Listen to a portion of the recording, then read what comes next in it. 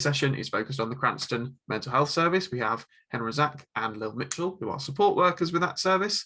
They're going to be giving us some information about the service through some set questions I have, after which there will be time for you to ask any remaining questions you might have of them in a bit of an open Q&A. So without further ado, we're going to get started. And our first question is very simply, if you could tell us, please, what is your service designed to do? Hi, firstly, apologies that my camera is not working. Otherwise, I'd love to show you my face. So the first question is, what is the service designed to? Now, our service is a floating support service that provides support primarily around housing and up to 4 secondary outcomes, which we discuss with the obviously client. And generally, our floating support service, what we do is we support people who have a diagnosis with mental health.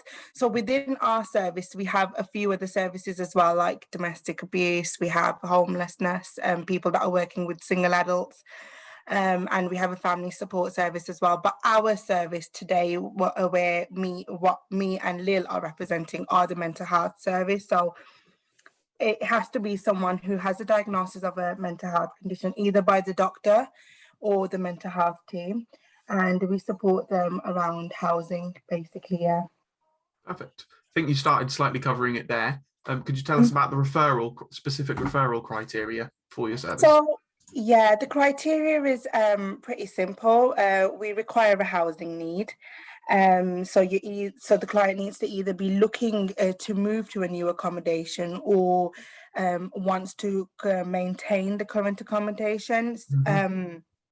So any obstacles within that, as in like if they're in any rent arrears or if they've received a section, like a notice to leave, for any other reasons, or if they're finding it difficult to maintain the property because of their mental health, or if their property requires any adaptations, then obviously we can support them to do that.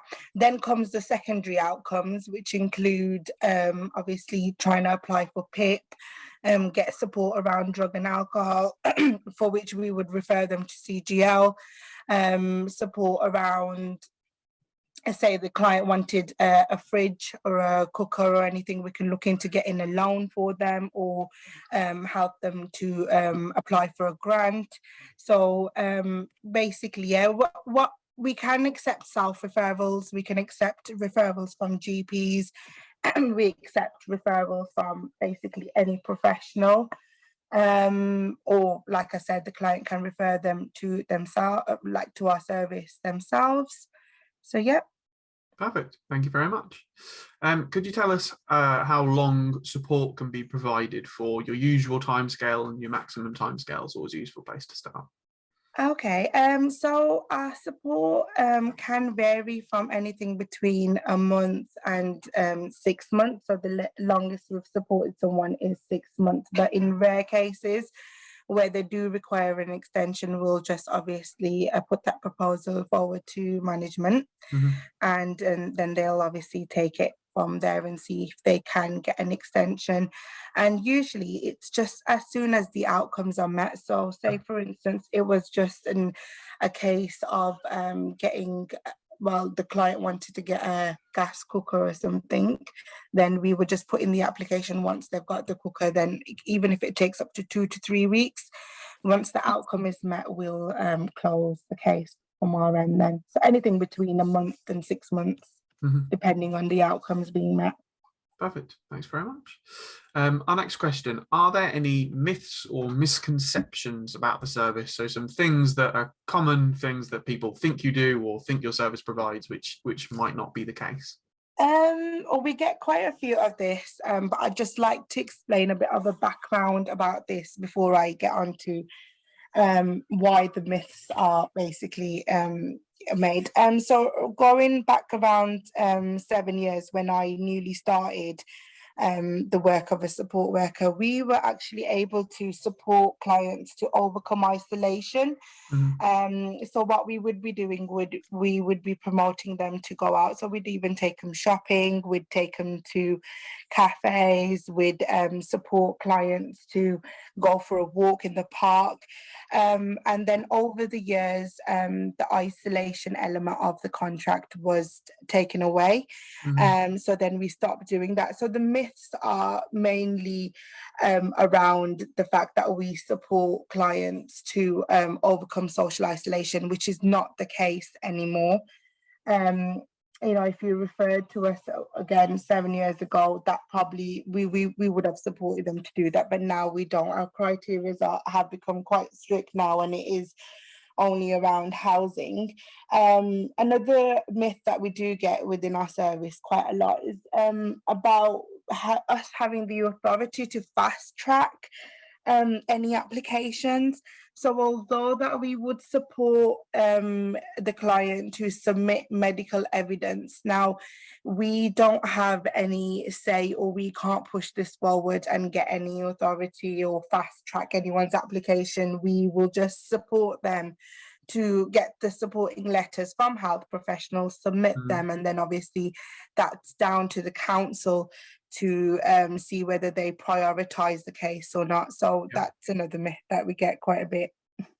Thanks very much. Could you now, if you could tell us about an example of a client, what their needs were and the sort of support you gave them, just so we can get a sense of a client's journey with your service? Yeah. So I had a client recently refer to us. It was a self-referral. The client was served with the Section 21 due to rent arrears. So the client wasn't paying the rent on time. And that was because she had under occupancy charges. So she was living in a 2-bedroom and she only needed the one. But because she was working and she's only just lost a job 1.5 years ago due to her mental health breakdown, she couldn't afford to pay for the extra bedroom. So she had arrears, and she had council tax arrears, and she wanted to apply for PIP. So I supported her to put a repayment plan in place just to ensure that she doesn't lose the property that she's in. So we supported her to do that. We then set up a repayment plan for the council tax arrears, because again, we didn't want anything to you know, have an impact on her mental health and deteriorate it any further than it. Obviously, she said that it was already she was in a bad place as it was. So then I contacted her GP, and then we got her referred to the community mental health service. She's now medicated, and she states that her mental health is in a better place. I also referred her to Change, Grow, Live. I think that's at CGL, and they are now supporting her with her substance misuse. And we're putting an application for PIP. And she never used to answer my calls. She used to avoid taking calls, and now the client calls me before the sport session starts. So she's very thankful for the support that she's got. That's brilliant. Thank you very much. Yeah, did you want me to give you another quick example, just so I can? This is just a little one. Yeah, so please. Another client recently referred to us by the community mental health team. Was made homeless due to problems at home and wanted support through the homeless process. So it was a family, but obviously I was supporting the dad. And we managed to get them, obviously support them through the homeless service, and they're now bidding for a new property, hopefully in time until mom gives birth, because mom's pregnant. So yeah, we've supported them through that as well. These are recent cases that I've dealt with. Great examples. Thank you very much, Anna. And our last question for this section: have there been any changes that were made to your service due to the pandemic that are still in place? So we're just sort of interested in the changes that were made that are still carried on now that things are returning back to normal. So there's nothing as such. Obviously, in the pandemic, we were offering telephone call and Zoom appointments rather than face to face. And now we've slowly introduced face to face visits back again. So hopefully that will right now we're offering it for people who have urgent support needs, but I think by next week that will kind of ease. The only other thing is if anyone does test positive for COVID-19, they would need to disclose, and we would have to again provide telephone contact and not go out to their property until they're all clear. Perfect.